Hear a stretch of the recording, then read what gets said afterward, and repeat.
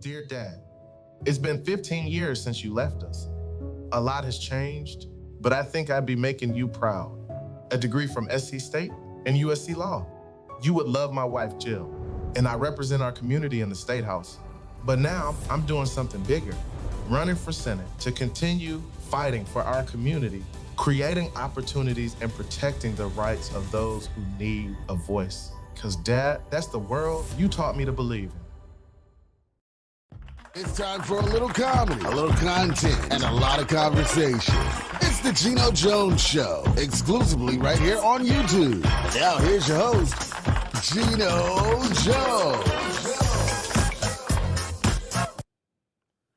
Hey, what's happening, everybody? It is the weekend, baby, the Geno Jones Show. I come to you live Monday through Friday, 6:30 p.m. Eastern, in Chicago, 5:30 p.m. out in Los Angeles on the West Coast, 3:30 p.m. 3:30 p.m. Pacific time. So tell everybody that you know. Subscribe, share, screen grab, rip some video, or call it, you can rip the video, or you can screen grab it and tag it, text it, email it, share it on all your profiles and platforms. I have a new goal, a subscription goal. So I want to get 1,000 new subscribers in the next 60 days. So spread the word. All my sororities and fraternities, everybody's having family reunions and backyard barbecues and cookouts and graduation celebrations, all of it, everything, weddings, anniversaries, maybe y'all having like a bachelorette, a bachelor party. Tell everybody to subscribe, make sure they share and like this show, and screen grab it, rip it, and like every episode.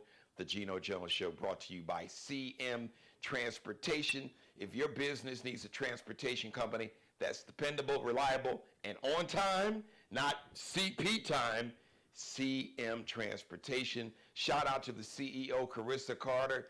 You can go to cmtransportationllc.net, cmtransportationllc.net. Check them out online, or you can call them. They're based here in the Charleston, South Carolina metro, but the company does business nationwide. 843-606-2702. 843-606-2702. And without any further delay, because it is the weekend, it is a Friday, and a Friday show just wouldn't be a Friday without the number one co-host on the planet. Howard Stern's got Robin Quivers, and I guess Vanna don't have a Pat Sajak, but damn all of them, because bam, I got number one in your heart, number one on your program, number one on your screen, all melanated and hair all twisted up and looking good, and eyebrows and them glasses. Look at you, looking like $10 billion. Ladies and gentlemen, the one, the only, Kelia Karson. Hey, G. What up, Key? So listen, I'm glad you mentioned the eyebrows. We'll get into that before we finish the show today. They look good. They look great, actually. Yeah. So you remember, y'all know my high flash. You remember maybe about 8 weeks ago, it might have been, about 8 weeks ago, I got my eyebrows done. And that was when I first got them done. I did the show, and you could see how dark they were, right? And I think I mentioned it to the audience. You did? Well, this is now almost 2 months later. And I wanted to say to people who get their eyebrows done, whether men or women, because men can get them done too, by the way. It's a process. Listen, that online reveal they always do? They take the cotton swabs and they swab off the ink, and it's like, woo. And the time-lapse photography when everything is sped up. Baby. What they don't tell you is about the month after that. They just show the reveal. Right. But then you go home, and about a week later, they start crackling because they're peeling. It's like a scab. Oh, wow. Yes, because it's ink, it's makeup ink, right? Okay. It's not Okay. it's not as deep as tattoo, but it's makeup ink. And so then that's got to peel off. When it peels off, there's nothing under there. So now you look bald eyebrow. It's terrible. Terrible, Geno. And then after that, the color starts to come out. And it takes a while. One day you'll wake up and then go boom. Now your eyebrows are done. So I just thought I would tell people who are going to go through that process, don't do it if you got someplace to be.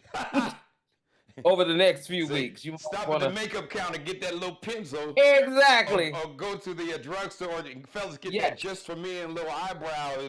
Whatever you got to do, wait until you have a few weeks where you don't have to go anywhere or look any kind of way, because you don't want to put anything on your eyebrows or touch them until that healing process has finished. So that's it. Beauty tips from Kelia Karson. So it looks like our legal expert Sean Mitchell is going to join Hi, us Sean. on the show. All right, so listen, while Sean is getting his thing together on his end, first of all, happy birthday today, June 7th, on my Geminis. So, Key, I know you remember this song. This was like the women's anthem back in 2001. Oh, okay. Test Heard me. it all before. Oh, Sunshine baby. Anderson. Sunshine. That was the women's. Sitting at home. For some women, And it's still the barely beat anthem. the sun. Come on. Come on. Act like you gonna get you some. Violating me. Come on. Go on, What you Key, say? there you go. I'm about to call my peeps and take it to the street. Nothing you can do, and there's nothing you can say to persuade me. Come on, baby. Come on, That's Kelia the jam. Karson. Come on. Woo, man. Come on. When that comes on, all women get to, it's a sing-along. And just a note to the fellas out there, but you should have known this because this song is 23 years old. If that song comes on or that song came on, get out of the way. Your woman wasn't looking at you. She didn't look you in your eye, but you heard her singing that song like Keela to the top of her lungs with passion and feeling and emotion. She wasn't trying. She was sending your ass a message. Yeah, it's about those lies, those excuses. We've heard it all before. Stop trying to play me. Now, I'm not 5. I know every line in the book, Oh, I was at Bobo's house. Yeah, I fell asleep on, Tyrone's couch. Right. Me and Pookie was watching the game, but the game was over Oh, at midnight. right. And your ass show up at 6 in the morning. Well, we Oh, watched the game. We wanted to watch the replay, the repeat. Yeah, and the newest ones. Oh, my battery died on my phone. I didn't have my charger. We see Sean Mitchell. What's happening, Sean? So happy birthday to Sunshine Anderson. She's the big nickel. I call it the big nickel. 50 today. And almost a big nickel. My man, he didn't play for Detroit, but everybody loved him. I know Sean was a big fan of this brother. We called him the Answer. Everybody called him the Answer. He played for Georgetown, the late coach John Thompson. Then he was rocking the cornrows and everything back in the day in the 90s when the league tried to make him get a dress code. And he was like, kiss my ass. He's an NBA legend. He is Allen Iverson, 49 today. AI, the original AI. The Answer. One of the few people Love Allen. Wait, Kia Sean, one of the few people that when he was a rookie, he crossed over Jordan. Jordan almost broke his ankles. He was like, pop, pop, pop, pop. Mike was like, oh, you got me. Oh, yeah. So, Well, we still won the championship that year, so it didn't matter. you guys probably know more about Iverson than I do. I mean, as a woman, we were all into Iverson because he was just that guy, for our generation. But didn't Iverson have a little hiccup in his career at a point, or? Well, the thing that really got a lot of traction, so he was like a star. He was a superstar in high school, not just basketball, but football. He actually could have turned pro in football. He was Wow. And some say, as great as he was at basketball, and he's a Hall of Famer, he was even a better football player. And I saw some videos. He was a quarterback in high school, but could nobody catch this dude? He was an amazing athlete. So what happened? He was running that. They were running that spread offense before it became a spread offense. We're talking like almost 20 years before, you had a quarterback back there and you just either give or go or pass. He was doing all that. He was a freak, and he's like 6 feet 6'1", so he's my height. He was then probably about 165, 170, but nobody could do anything with him. But so I think it was his senior year. So Virginia Beach area, kind of Norfolk. So he went to a bowling alley, and so you had a bunch of white kids, and it was like almost like a big fight, almost like a race riot broke out. And it was a whole bunch of people fighting, but the police targeted Allen Iverson because he was Allen Iverson. Yes, and really tried to mess up his career. He was facing jail time. But the story is his mother went to the late head coach John Thompson, who's a legend, a black head coach at Georgetown when they won national championships back in the day when they had big Patrick Ewing. And basically Allen's mom begged John Thompson to please accept her son and let him come and play basketball for John Thompson at Georgetown because she was afraid. She was afraid for his life. Yeah. So, and Allen talks about that. So that was really the big thing. It was just stuff in the NBA, and then it was. Was he accused of having like a tough attitude sometimes, if I remember correctly? Yeah, he just didn't take no shit. That's what it was. Okay. He was, and people tried to punk him because he wouldn't, like I said, in the NBA, 6'1", you a little That's dude. short. That's considered short. Yeah, but he didn't give a damn because I saw him dunk on 7-footers. He was like, "You can come and get this if you want to." So he is a legend, a good dude, and his wife. Shout out to his wife. So, and he was having some issues with substance abuse. I think maybe alcohol. No hard drugs, just weed. But it was back in the 90s. Weed, it was like you was smoking crack, and he wasn't never doing anything like that. But his wife, he had some issues. He had lost virtually all of his money, but his wife did something that he didn't even know, and he talked about it. You may have heard it, Sean. You may have heard it. He had a shoe deal with Nike, but there was a clause in his contract that he would get I think it's like $20 or $30 million of this huge contract, but basically he wouldn't get it for like 20 years. Oh, so smart. She was real smart. He credits her. I don't God. Know. Yeah, I don't know. You know what? Women. Every man needs a woman like that in his life. I mean, a good woman who is concerned about your well-being. Yeah. And the well-being of the family, and understanding this gift that you have and how people will take advantage of you. I shout out to women who really love their men. Shout out to you all. And I'm lucky. Sean, I know you're lucky. So, hey, shout out to the fellas who's got a good woman. And shout out to Black Love.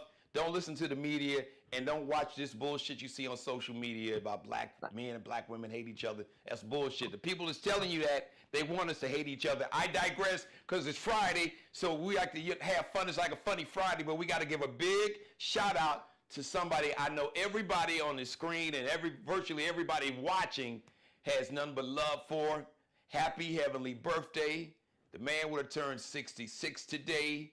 He really put Minneapolis on the map. Prince Rogers Nelson, happy heavenly birthday, gone way too soon. Yeah. So my first concert. Mine too. My first concert ever. Hold on. You and I both. It was my first concert. I want to do this. Key, I want you to give me your favorite Prince story, and then Sean, I want you to give me your favorite Prince story. My favorite Prince story. And he loved Detroit, Key. I know you. Yes, because he started performing at little colleges, and Detroit was one, or Michigan was one of the places, like up at Michigan State, I think it was. Okay. But to tell my favorite story about Prince, I would sneak and buy Prince records. He's coming to town. I'm a little girl. I tell my parents I want to go see Prince. They're like, who the heck is that? My stepfather, he don't care. He just loved me. He bought a ticket for himself and me to go, and my little sister. So we go to the concert. We get home. My mom says, well, what was it like? My dad said, I don't know who that little was, but he about this tall. He wear heels and can sing. My dad said, we fans. He played that album for my mama that night with their little drink. So that's I don't know who that little MF was. Right. He like about this tall with heels. So Sean, what you got, man? Well, my first concert ever was Prince. I was probably about 12. In 1984, he came to the Rosemont Horizon.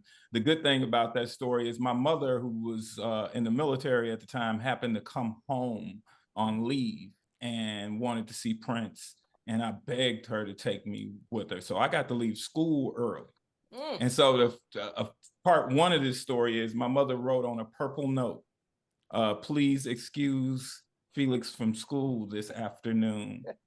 And I gave it to the teacher. So that's one. But back when I lived in Charleston and actually worked for Star 99.7, remember Prince came to town and the station didn't take care of us. I'm just going to put it out there. They didn't take care of us on the tickets. But at the time, I happened to have a pretty successful business. And I spent the highest I've ever spent on any concert, sporting event. I bought tickets where I was in the third row center stage from Prince, and I paid $862 per seat, and had an awesome time. Side note, I got to meet another hero at that particular thing. And here's the thing, Prince had his symbol as the stage set up there at the Charleston Arena. And so the stage kind of poked out a little bit. So yeah, I'm in the third row, but in the center, but I'm really in the front row of the stage because the first two rows are intersected by the Prince symbol. Now, this is before the apps where you're gonna see. Right. But I'll never forget, and I wish I could think of the young lady's name over at North Charleston that was like overseating. I knew her. She said, well, I can't get you any reduced, but I'm gonna get you the perfect seats. And so after that relationship, she was a good friend while I lived in Charleston. But long story short, I met Bill Murray at the concert. Wow. And Bill Murray was sitting right behind me. Wow. And the funny thing, Bill Murray's like, how did you get these seats? And I turn around, I go, Mr. Murray, you've been one of my favorite comic actors since Stripes. You know, that shows how old I am.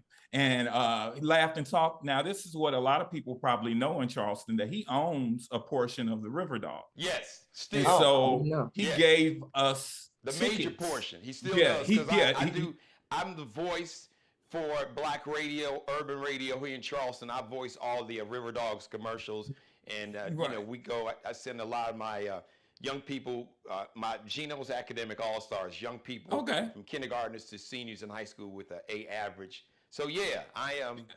But the long story short, he gave us tickets to the game. When I get to the game, they say, Mr. Mitchell, you're not sitting in regular seats. You can go to the owner's box. Wow. I go to the owner's box. Who's sitting in the owner's box that I didn't even know was going to be at the game when he gave us the tickets? Bill Murray. Wow. And he is one of the best stars. You know, I know this is about Prince, but Prince created this situation where I got to meet Bill Murray, two of my favorite as a kid growing up in the 70s. These two people are icons, very good people. And Prince is one of my favorite artists of all time.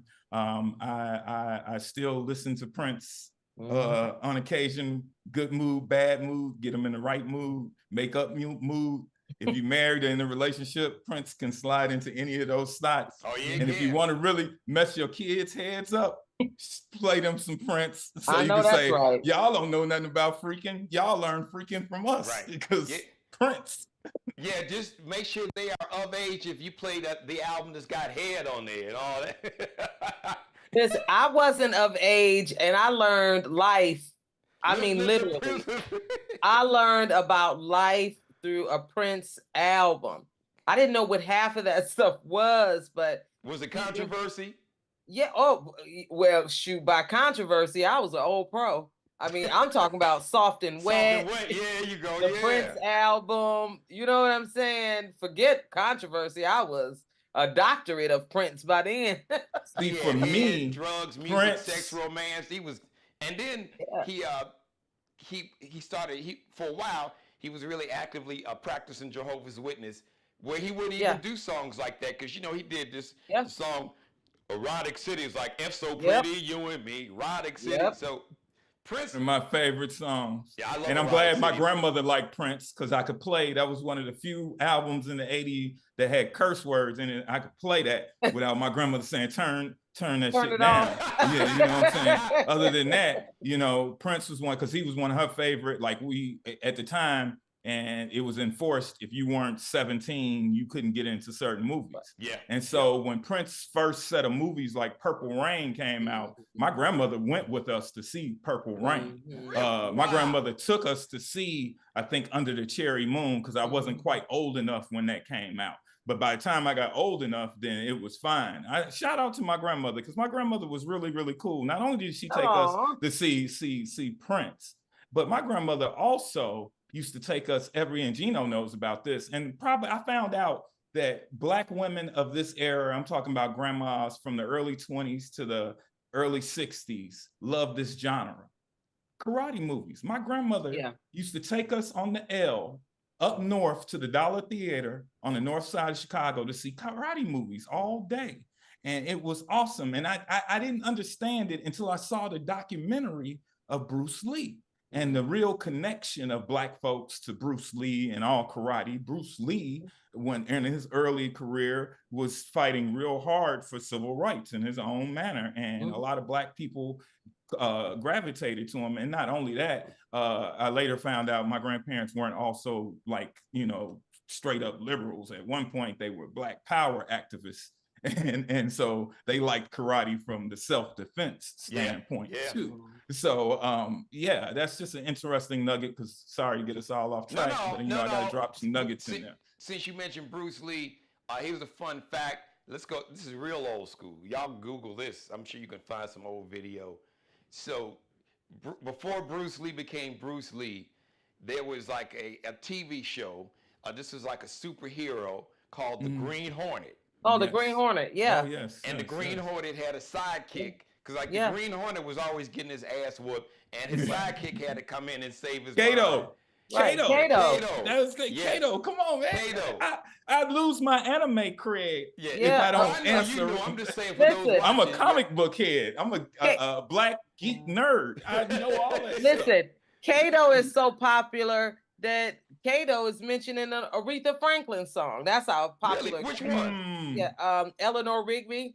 Oh, really? Oh, she redid. I forgot about that. That Beatles song. Okay. Yeah, I forgot about that, and that's a good point. Of course, a Detroit woman would know that information. All things Aretha, because it's surrounded in Detroit. What you have to understand about Key. Key is the queen of all media, but also she's got rich R&B royalty blood. So, like Key's family, her mom, Key, you can tell your story. See, we would Key and Key's long she ain't related to Puffy, it's okay. They knew Miss Franklin and all the stars, a lot of the stars in Motown, Key. You got to know. Yeah, I mean, it's I don't make any secret that Aretha's son is one of my good friends. I won't go into all the details. My aunt, who was my aunts, but one of them who were the members of Hot Buttered Soul, they were Hot Buttered Soul, which, by the way, you can see them in the new Stats documentary. I saw that documentary. We will talk about that later. It's great. So that my aunt was Cecil's bestie. They were besties. And then my mother and Irma, Aretha's sister, were besties. well, it was a little clique of them. So yeah, I mean, we go deep, as Janet says, in terms of that family. And here it is today. My bestie's granddaughter, her cousin is related to Aretha's granddaughter. So it's ridiculous. We're just all mingled. It's that together. 313248 thing, right, Key? Yeah, yeah. It's one of those weird. We can't get away a lot of from time each in other. Detroit. Right, Detroit, my grandfather's baby brother lived in Detroit. They had 13 children. And we spent every Labor Day in Detroit. That was like the thing, to go to Detroit on Labor Day. And then I remember my aunt that had a beauty salon here used to go to the hair shows back in the 70s and the 80s for the competitions and different things we used like to that. big hair shows. Yeah, You're Detroit is a very, very interesting place. It's not to be slept on, let me say that. A lot of Chicago influence throughout on these Midwest cities, because you go to different places, I mean, you get music, to see it. We all had cousins. Music. I had cousins in Detroit. They would come visit us like in the summer with a new car, because cousin Lou and I forgot I had another cousin. It was a guy, and they would come in with a brand new car because they worked for the big three automakers. Right. Yeah. That's right. So speaking of the connection with Chicago and Detroit, the Michigan Central Station just reopened. You can visit this week and see the inside and take pictures and all that. And that's like a soft opening.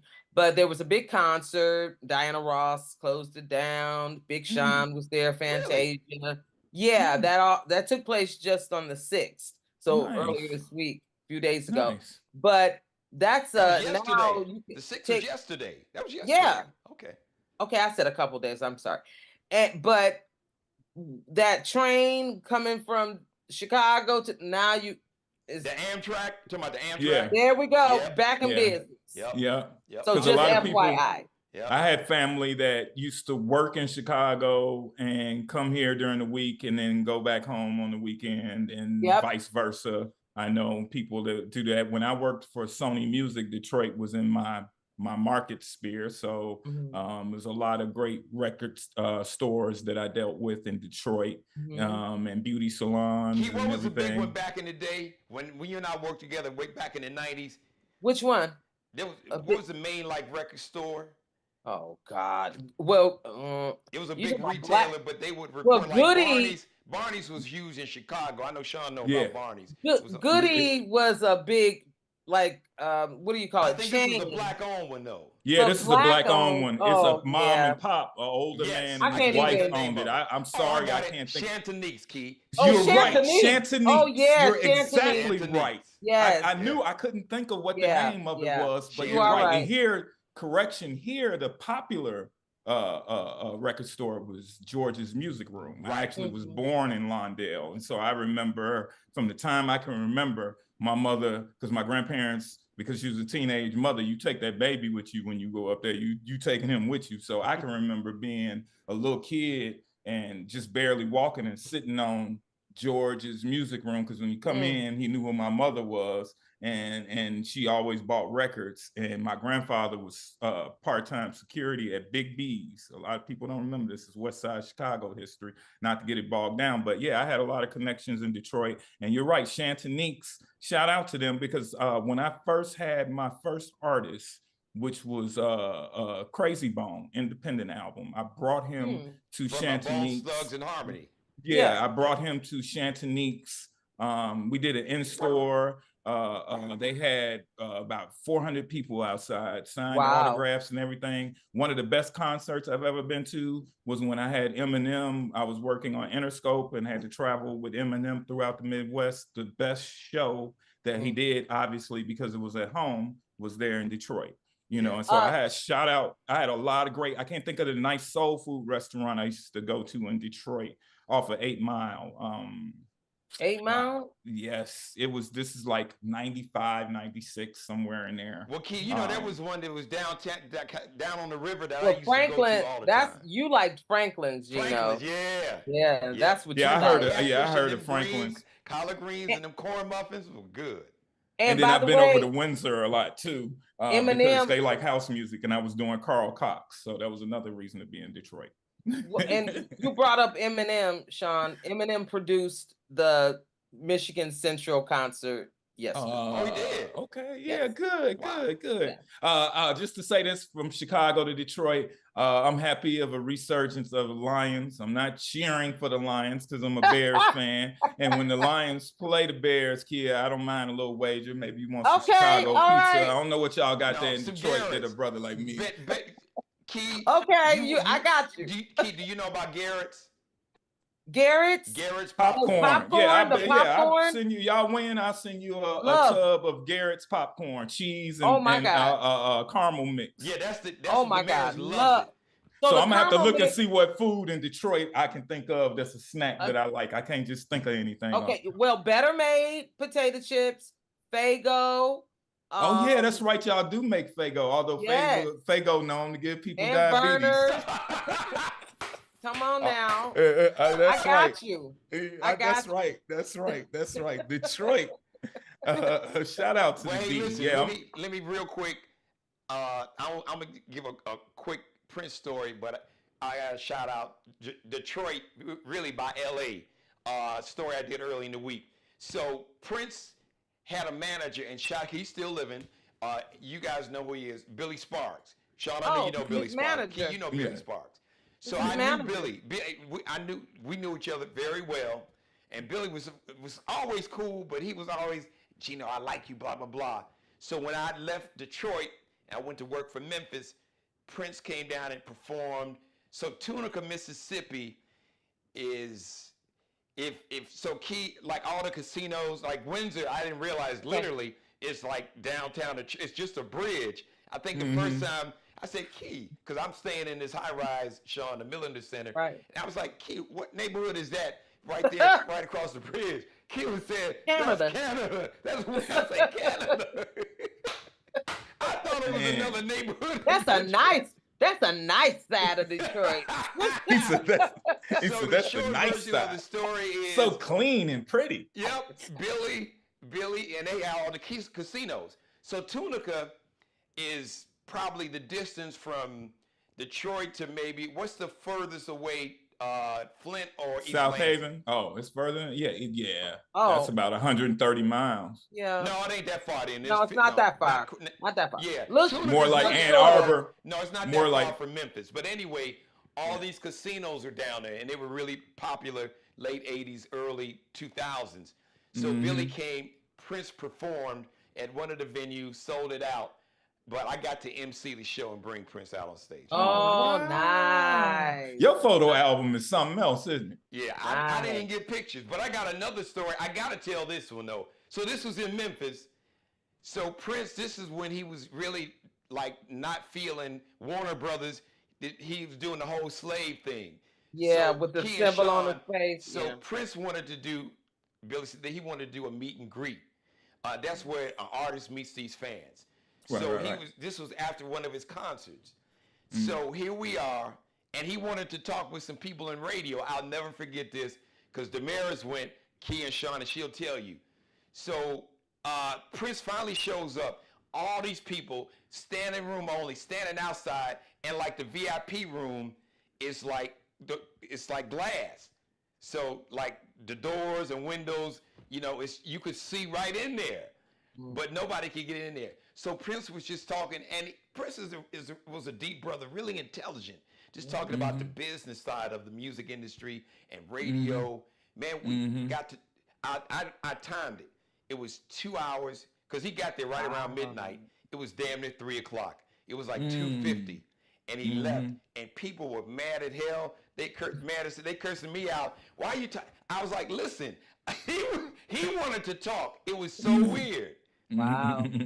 Well, I would like to as before you end the Prince segment, Geno, just to say that for those young people who may only know Prince music and that genius, his talent in that area, he was also an astute business person. Yes. And I know there are a lot of stories with him and the time and Jimmy Jam and where people are like, oh, he was selfish and Well, he you know didn't. they made up toward the end, Key, before Prince Yeah, died. right. Yeah, And Morrissey I'm was so talked about. glad they did. But Yeah. you know, there were those stories. But what I do want to say about Prince is that for all of you internet stars out there and people who release your music online, you got to look to Prince, who was way ahead of the game on that.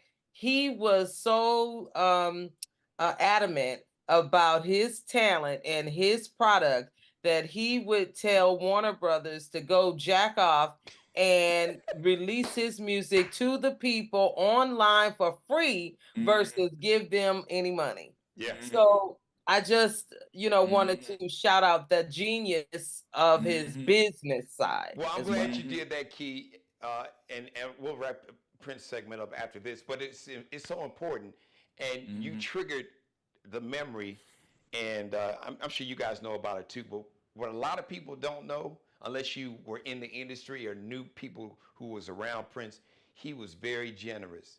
And he helped out a lot of people. He sent, I mean, a lot of money to like HBCUs, folks that were struggling, some old school artists. He would look out and pay their bills or whatever. He was anonymous. It was people would find out because people would eventually find out that Prince did it. But his whole thing was he was very charitable, but he never talked about it, and he didn't want people to talk about it in the public. He just did it. Because I've had artists talk to me and say, man, Prince did this for me, and I didn't even know who it was, and it was years, and I found out it was like, yeah, Prince, did that or gave money here and there. So, Sean, you probably heard about that. Yeah. I know, for instance, at Grambling, he donated money to their band and to a couple of other programs back in the late 90s, early 2000s.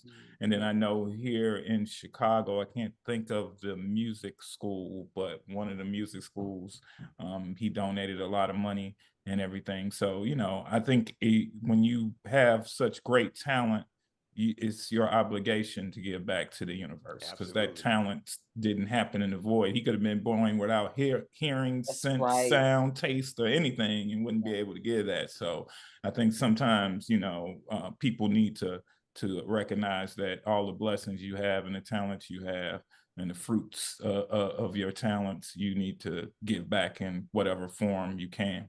Because really the truth, my take is, the talent that God gives us, once you master it, the talent is not for us. The talent, God is using us as a vessel to bless other people. I mean, that's my constitution. I stand on that and live by those principles. Since we're talking about Detroit via LA, guess who's finally got a new album coming out, Key and Sean? Stevie Wonder. Stevie Wonder. Sources have told me that he is about to finally, after nearly 30 years, Conversation Piece was the last studio album with new material way back in '95 when I came to Detroit. Me and Kelia, we did my morning show with me for 3 years. So he doesn't have a title yet. It's supposed to come out in October. Now he wants to do some collaborations. Now word is Stevie really likes to work with like new younger artists. But speaking of Detroit, here's another this is like the Detroit show right here. We should call this the 313-248 episode. What Detroit legend, who he is definitely determined. As a matter of fact, I hear that there may be some music already laid down. CeCe Winans is going to be one of the artists. Oh, nice. Really? Nice, Yeah. nice. Okay, that's good. I'd love to hear that. And don't be surprised if you hear he's a big fan of Ari Lennox, the sister that made the song Pressure. Yeah. And a lot of people know Steve is a huge fan of Andra Day. Oh, Andra Day, yeah. And I love, she played Billie Holiday in the United States versus Billie Holiday and was great at it. Because Stevie kind of put her on, Andra Day on, so. Okay. Well, Andra Day did Billie, and she must have needed, what do you call that, to decompress? Or what? Because it's funny you said that, Key. Since it is the weekend review show, so Andre Day's got a new album coming out, Cassandra. Gotcha. As a matter of fact, I think it's out now. But talking about that role, she damaged her vocal cords because Billie Holiday was a heavy chain smoker. So Andre Day had never smoked. So this role, she had to smoke these cigarettes, and it damaged her vocal cords. She said her vocal cords are okay now, but yeah. I mean, nobody taught her how to fake it. I guess she wanted to be authentic, method acting, you know, all that. She's true to the character. I get it, but no. Too true. Yeah. But she played that role. Yes. She killed it. They could have did it with a vape, the inside a fake cigarette. I mean, exactly. What was that? Right, but what I'm saying is the audience wouldn't have known. No, wouldn't have known it. They didn't have to. They could have. They could CGI a cigarette in and just let her use a vape because the vape smoke is at least water vapor. It wouldn't have damaged her lungs. I guess she didn't realize it would bother her vocal cords, you know, because she didn't smoke. So I guess how would she know? Yeah, but producers know. And right. But you know, hire me as your agent, and that won't ever happen again. There you go. Yes, there you go. Sean is your agent. That won't ever happen again. Key, we haven't. I haven't talked to you guys since Orange Hitler, who has another nickname, 34 and counting instead of 45. And I didn't get a chance. As a matter of fact, because I texted both of you all. So that was 8 days ago. So, Sean, I'm sure you want to kind of bring us up to speed. Just kind of give us your take on this whole scenario and where we are. I'm going to start with today. I texted you right after I saw this today. So, Dr. Phil now has a whole streaming network, y'all. Yes. Y'all ready to listen to this? Okay, so just fine. Go Dr. Phil, whatever you do it. I'm not a fan of Dr. Phil. It's a whole long story why I'm not. But let me leave it at that. I'm glad he's helping people with mental health. I don't criticize him for that, but I think when he steps beyond that, he's letting his personal biases and different things. And I think in watching the show, that's always been present. So he put negative 45 on his show, on his media platform, where he's not really doing what he did with his talk. He's now off into his own thing. And don't be surprised, because even one of the reporters on MSNBC mentioned this. Don't be surprised if Dr. Phil doesn't eventually run for office. So put a paperclip. Yeah, I wouldn't be surprised. Yeah. Taking after the Dr. Oz. Dr. Oz. He puts the negative 45 on his show. He doesn't confront him about any of his issues. He makes him out to be a messiah, like he's a victim and all this. Now, I watched Dr. Phil during the pandemic when Black people were complaining about racism, and he didn't make them out to be messiahs or martyrs when he talked about George Floyd. But all of a sudden, a man with 34 felony counts, over 114 charges in different vicinities, minus 34 now. So we're down to like 74 somewhere in there. And he still gets to run for president while people around the country can't vote because they have felony conviction. They can't hold a CDL in certain states because they have felony conviction. They can't be barbers. They can't be nurses. They can't get any kind of professional license. I think at this point, if you allow him to be president, which I don't care, if you allow him to run for president, let me be clear. I don't think he'll win unless people don't go vote. Right. But allow him to run for president, then I say you wipe out all those rules. They no longer apply. Why can't a brother get a barber's license in Florida because he committed a felony 20 years ago? You know, Sean, just jump in and point out, you can't get a lot of apartments, buy a home, depending on the state. Right. You can't do you can't leave, you can't go to certain countries. You know, you can't go to Canada. Yes. You can't go to certain places overseas because you have a felony. So does that mean he can now not go to Canada? How can he be president if he can't go to a foreign country? So Sean, do me a favor for the viewers. You can't have a gun if you're a felon. He can't have a gun, but he can have his finger on the nuclear button. Yep, the codes. But so do me a favor. Let me just jump in, because for people watching, just for the bros in the barbershops and the sisters in the hair salons, explain to people from a legal standpoint, from a constitutional standpoint, how the hell that could happen, that he could actually run for president. Because there's only 3 requirements to be president. You have to be a naturalized United States citizen, which means you're born in the United States or on United States territory. So, you know, the joke about, oh, Barack Obama don't know how many states there are. And he said 57. There are 50 states plus 7 other territories around the world that are considered United States soil, which makes you automatically a United States citizen. You cannot be under the age of 35. Okay. And the final one is you have to I think you've had to live in America at least 14 years. You have to, at least you've had to live in the United States for at least 14 years prior to filling out the documentation to run for president. Those are the only laws. Let me add one other thing, folks. Congress sets the rules for who runs for president. They can adjust the Constitution by putting in an amendment. They've done different things before. For instance, John McCain, because he was born in I think in the Panama Canal, which is not the United States territory, but they had a military base. Barack Obama was running against him in the Senate when they wrote the law to allow John McCain to run for president. So it's not like it can't be done to stop him. I think what we're going to see happen, though, is the United States Supreme Court is going to have to deal with these states that say felons cannot be on the ballot. And there's several states. We saw some of those cases come up, and the United States Supreme Court said, you don't have standing right now because this hasn't happened yet. So we're probably going to see that happen. The other last thing I want to add, because this is the reason why I want to jump on the show today, is that I think we need to really, really, really pay attention to what's happening with people trying to become a part of his team. I'm talking about the Tim Scotts of the world. I'm talking about everybody vying. I had to check his ass the last 2 shows.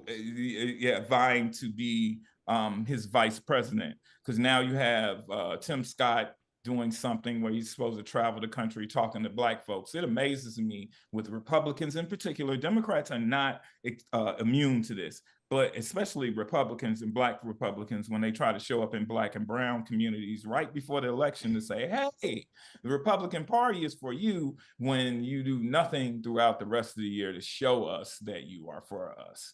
And so I find that really, really interesting. But I just that is my weekend review. My weekend review is everything up is really down if you listen to Republicans, and everything down is really up, including the president's, what Stormy said about him. So, I just wanted to drop that little nugget on y'all. I know that somebody's like, it's in my eyes and they can't get rid of it, but I just wanted to put that on you. But let me just say this. I'm glad because you just triggered a thought, and I didn't really get a chance to get into it because I really got in. So Byron Donalds, if you guys didn't watch the last 2 shows from Thursday and Wednesday, so he's a congressman, the U.S. House of Representatives out of Florida. And then so he made this statement, and I'm quoting him because he was like, well, that's not what I said. That's not what I said.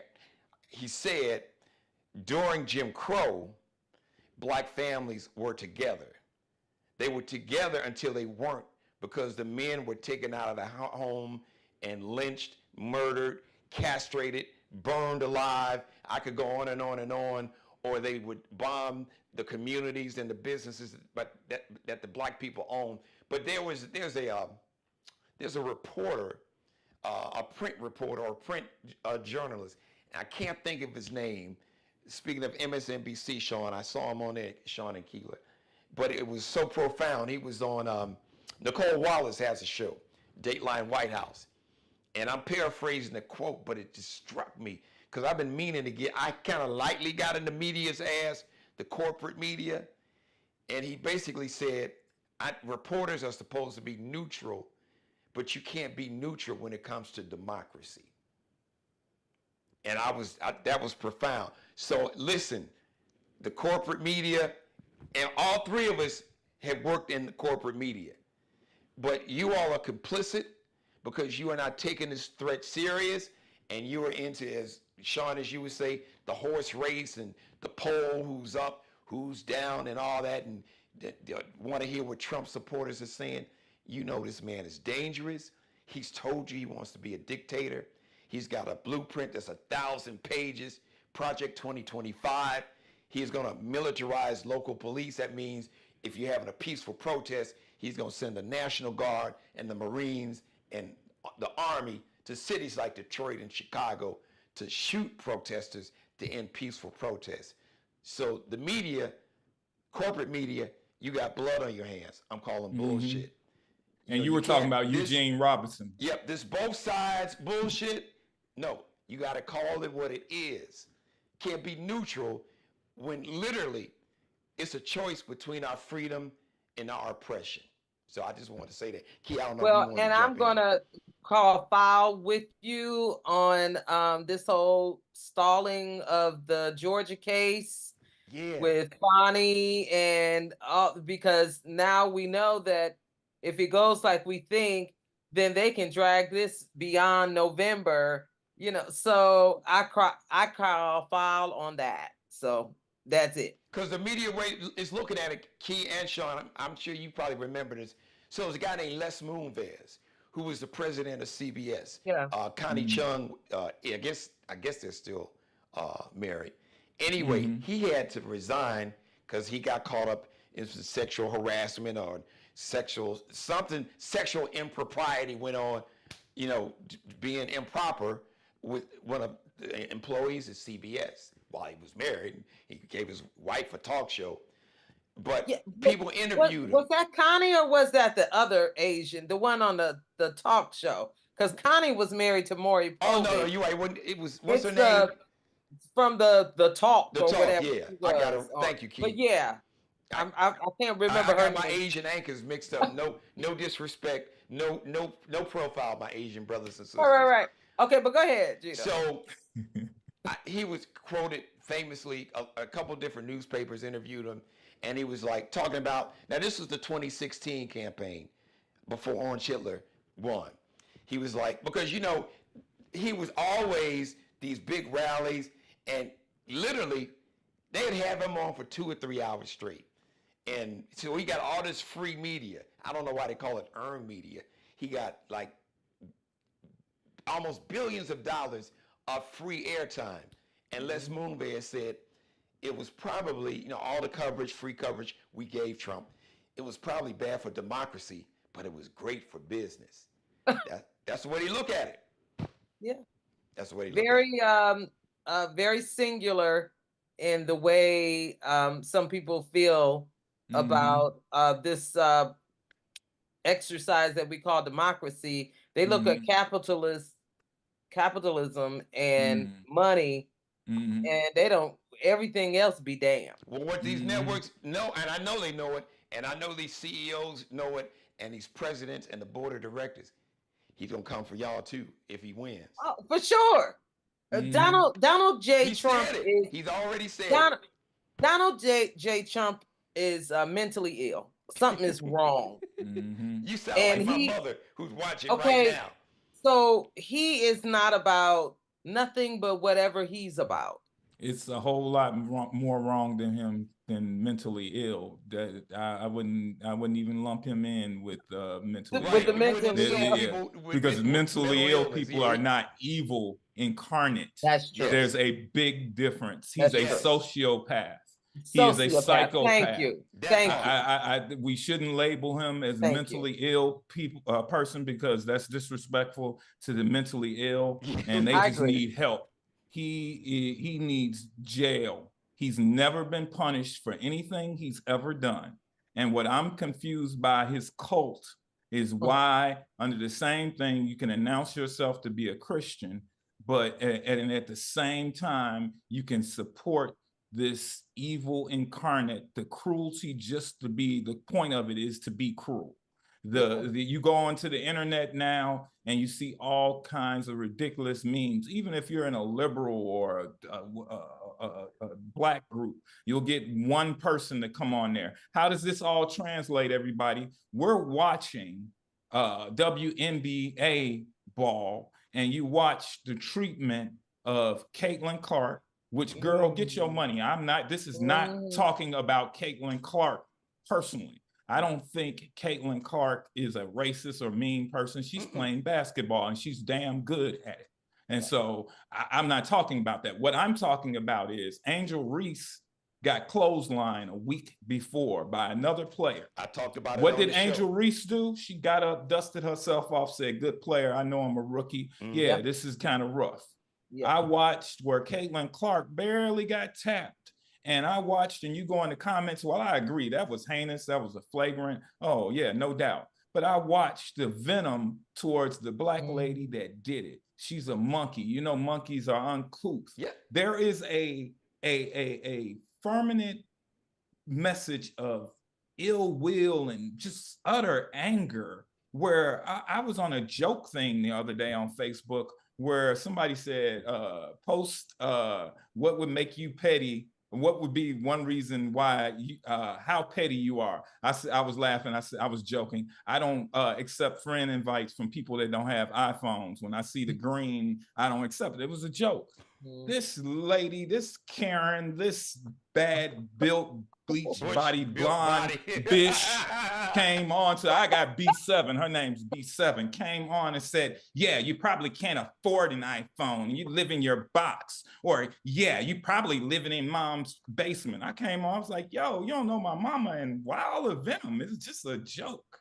And then you go on her page, and what is it? Oh, she's a Trump supporter. Biden this, and look at the black people, and memes about how bad Karen is. So these people not only take that into their politics, they bring it into just regular social media. Sometimes you get videos of white people acting bad in establishments, and you go follow that person's social media, is they're getting influenced by Donald Trump. Now, do I believe Donald Trump is making this person like that? No. But what I do believe is Donald Trump has allowed this to be an acceptable norm. He's given them permission. You're right. And people really, they like him. Not that he's good, but he thinks like them. Yes. And so until we start in this country accepting that about 35% of the population believe this, they think like that.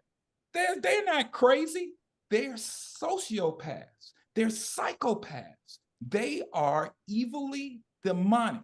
Stop labeling it as just these people, because there's another group that also is with them, but they're with them for other reasons. They don't agree with the evil. They don't agree with all of that. They like, oh, well, I own a business and it seems like my business is going well. They're greedy. They may not be right, but you're right. They're greedy. But that core that follows him, no matter what he does, they're evil. You cannot say that there's any redeemable quality to these people. So they don't care about you, me, brown, black. They don't care about certain white people. They coming for everybody.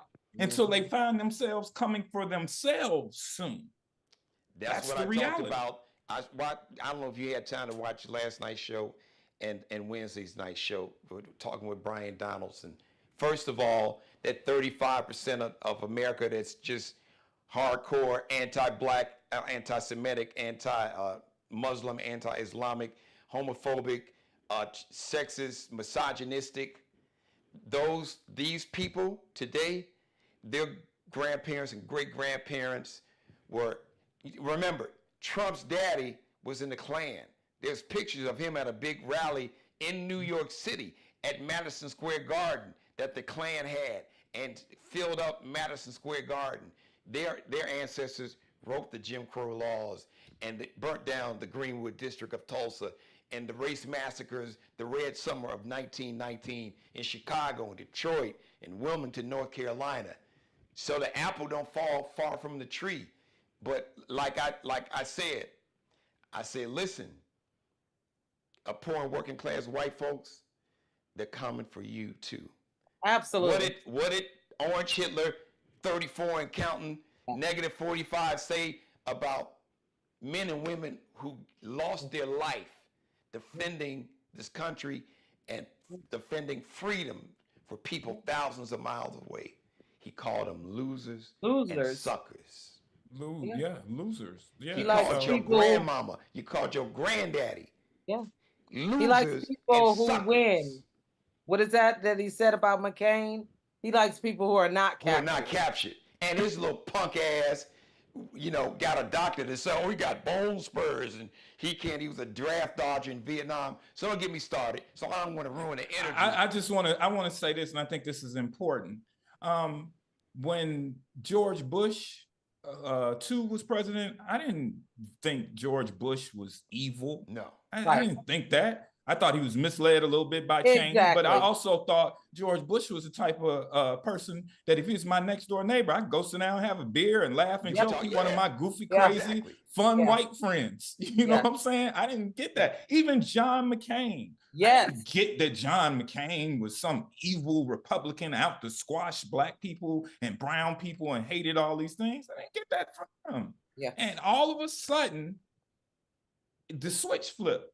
Even some Republicans that I'm shocked that they are silent are still silent. And the few that have went off and said something and stood on principle, you notice you don't see them no more. They're disappeared. Right. Unless you get lucky and see them on MSNBC or some lefty type channel where they're talking. Yeah. And maybe CNN every now and then. But those people are gone. Thank God for the Lincoln Project. We have to start also acknowledging some of the people on the right or right center that are not with this program. And we got to bring them along, because now the key is to defeat a sociopath, a psychopath, and his ridiculous red hat cult, because that's what they are. It's a cult. They are a cult. And let me just say this. You cannot make me believe that they care about this country. They are here to seek and destroy. They're evil. Start calling them what they are: evil individuals. To steal, kill, and destroy. I just came on to say that. I know. No, you can stay there, Sean. No, because let me just piggyback on that real quick. Key, then jump in. And I can't stress this enough. Two things. One, first of all, it's a choice. It's a simple choice, especially to my millennial brothers and sisters of all races and ethnicities and faiths, millennials and Gen Zers. Like I told you all got the power. And the reason all these old evil races are trying to control women's bodies and passing laws, we want to have a national abortion ban and they want to ban books, because they are fearful. They don't want to lose power. And they know that millennials and Gen Zs make up the majority of the American population now. It's more millennials and Gen Zers than it is Gen Xers or baby boomers or the greatest generation. And if you step into your power, I always tell y'all about this song that came out in the 90s, old dance song by Snap. I got the power. Yeah. You all got the power. Don't give it away. Make me get up and do the running man. And if anybody, it was. And if anybody's telling you, your vote don't matter and the Democrats don't care about black folks, this is what you need to understand. It's not even about a political party affiliation. You are choosing between your freedom and your oppression. And my young brothers and sisters, and even you MAGA, red hat wearing white folks, what you need to understand is that this concept of whiteness is bullshit.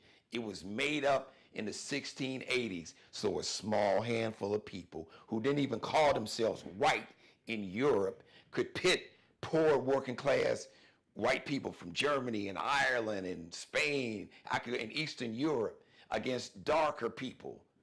So they could control the social, political, and economic power. Hatred, racism, fear, misogyny, sexism, war has always been big business.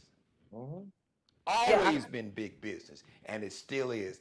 Think about all the billions, probably trillions of dollars these gun manufacturers. The MAGA code, I got to get all these guns. Listen, if the government was really coming for your ass, they got technology and weapons that you don't even know about. You hadn't even seen them in a movie yet.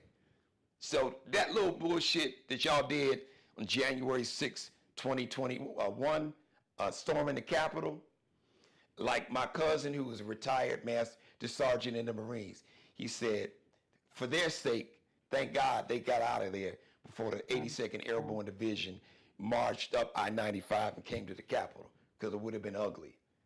So don't think, all you Proud Boys and Boogaloo Boys and Oath Keepers and 3%ers, don't get it twisted, all right? If these folks want to come for your ass, they will. So I had to put that out Geno, there. I just want to say before you close out, I agree. And it's a slippery slope. I just want people to remember slavery of Black people in this country. I want you to remember basically the incarceration of Asian people in this country.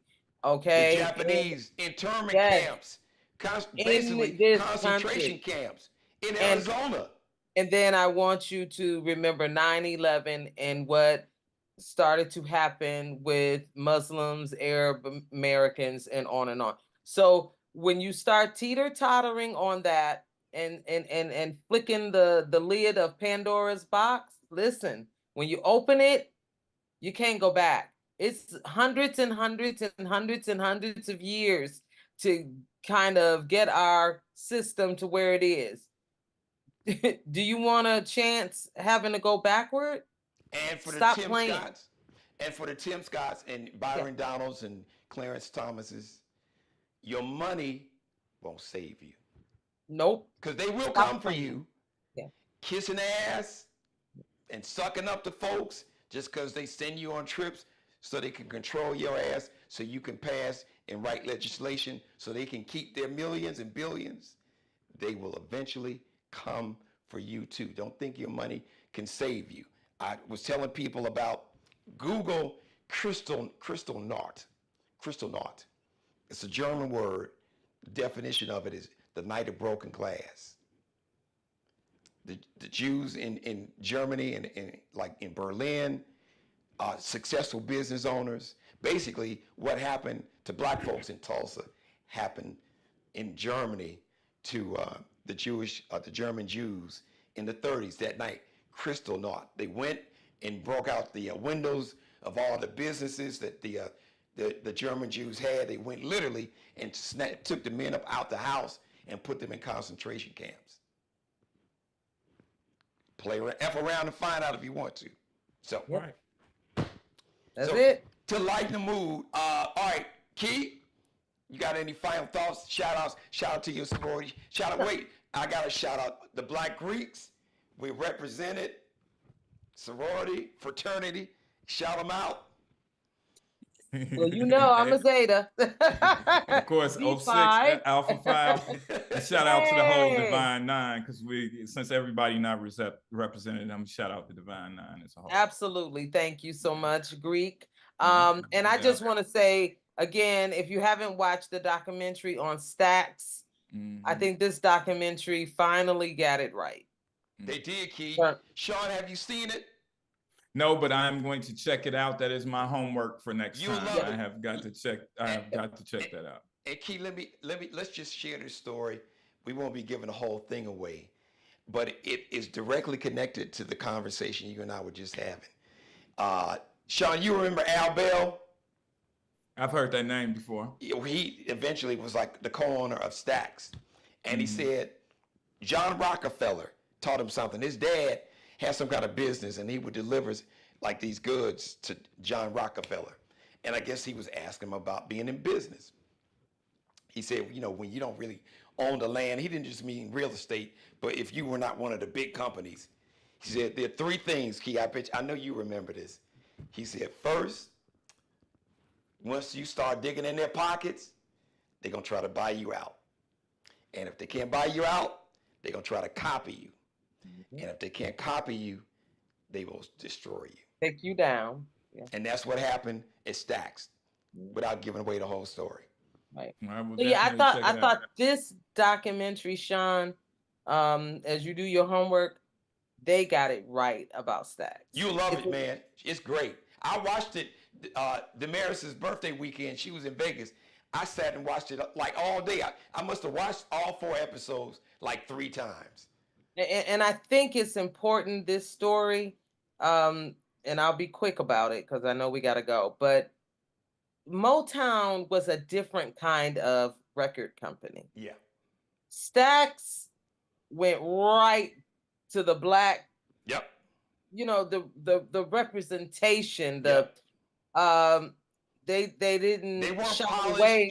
wasn't it? Right. It wasn't And polished. so, and also that when you are a record company like Motown and you become that kind of company, you get a little more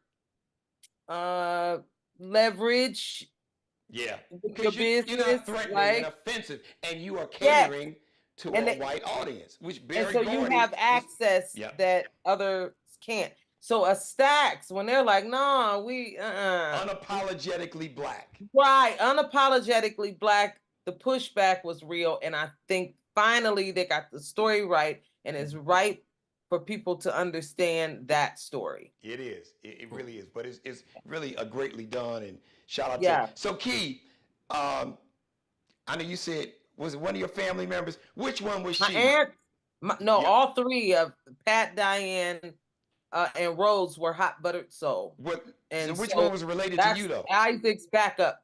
And they finally featured Hot Buttered Soul in a documentary. So I was very happy to see Now, that. which one were But- you related but to? Pat, all three. All three. Okay. You're not understanding. Rose is not really a sister, Okay. but Pat and Diane were sisters. Rose is like the bonus sister. So I'm just glad they finally, and it was just a few minutes, but just a few minutes. What? Was nice for you to have that bit of history and how Hot Buttered Soul was unique in what they did. And this will make everybody laugh on the way out. Key, I know you knew this story a long time ago, probably before Stax. So was it Pat? So Sean, I guess they heard either like a demo of Isaac Hayes's, I forgot which song, was it Walk On By or something like that? Yes, it So was Walk On By. She said she heard it, and then she said she had to smoke a joint. And then she had to smoke the joint and listen to it again, and she's like, damn, I gotta be on this record. So it's so funny. I won't say how many times I saw that happen. As I sat on Isaac's lap as a child. Oh, I love it. All right, Kelia Karson, Sean Mitchell, I love y'all family. I love you. Thank you. Great job. Well, I'll see you, Key. I know I'll see you next Friday. Hey, Sean, if you can make it, you got a permanent home, man. So yeah, I will see how things flow. Definitely. We got some news coming up with the Supreme Court, letting some decisions later this month. So kind of get ready for that. Okay. But Thanks, that's guys. it. Have a great weekend. You too. My mother said hi to everybody. Shout out to Rick Party. He's watching this show. Rick, we love you, man. One of the greatest of all time in radio. Yes. My man, Tell him he makes me listening in the chat room. Shout out listening to you, to man. I Party, love you, man. party. Yep. Rick listening to 670 The Score. Your voiceovers make the Bears sound real good, brother. Well, Yeah. I just want he's you to like know the that. voice, ESPN Sports Center, BET. Yeah. So Yeah. I mean, Rick is one of the. Rick My was the personal voice. life, how he makes me my spirit when I hear the Bears. The way he says the Bears, I love it. I love it. Rick is one of the greatest voice Yes, he talents is. in this ever existed in the business, and he's my brother, so Hi, I Rick. love him. Shout out to you, Rick. Thank you for watching. Yeah. Key, I love you. Sean, I love you. Thank you all. I'll see you all hopefully next week. All right, thanks everybody. Thank you for letting me be a part of your life. As always, God bless each and every one of you, and especially you, God most of all. Thank you for letting me do the Geno Jones Show live Monday through Friday, 6:30, 5:30 in Chicago, LA, 3:30. Tell everybody to subscribe. I got a goal on 1,000 new subscribers in the next 60 days. So you can share, copy and paste, share the link, tag it, text it, email it, share it on all your platforms. Tell everybody to subscribe, share, screen grab, rip the video. We had a great conversation today. Rip a video, make it go viral, screen grab it, like, binge watch all these back episodes. This week, the episodes were fire. Once again, thanks to Kelia Karson and Sean Mitchell. part of the Geno Jones Show family. We have usually Funny Friday, but we hit you. We had to come with the real today and still had fun. Happy heavenly birthday, Prince. See, the Geno Jones Show, I would be remiss if I didn't tell you, the Geno Jones Show is brought to you by CM, like Mary, like my mother's name, CM Transportation, LLC.net. If your business needs a transportation company that is dependable, reliable, and on time, not CP time, CM Transportation, LLC.net. CM Transportation, LLC.net. Call them. Shout out to Carissa Carter. She is the CEO, African-American woman-owned business. This is one of the top transportation companies in America. They do business nationwide. The headquarters are here in the Charleston, South Carolina metro. You can just call 843-606-2702, 843 area code 606-2702. Ask for Carissa Carter. She's in. Just tell her you were watching the Geno Jones Show. Markel Bailey, the official barber and hairstylist for the Geno Jones Show. Check him out on IG, Instagram, Kel B Cutting Up, KELBECUTTINUP. Allie Jones and Bruce Gage, the official wardrobe consultants and stylists for the Geno Jones Show. You can check Allie Jones and her Lexi Jones collection out on IG, on Instagram, LX.NCL_LX.NCL_. Bruce Gage, Miglio di Mario Uomo, that's an Italian name, or Flyball the Store, MIGLIODIMARIOUOMO.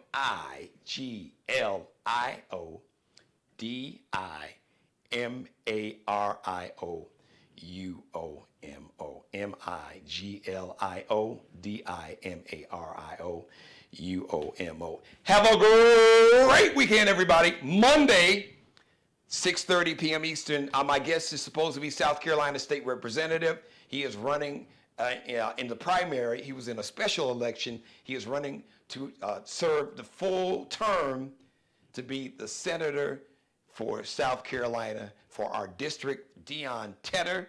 He's going to be it'll be like a get out the vote appearance. Monday is the day before Election Day, June 11th.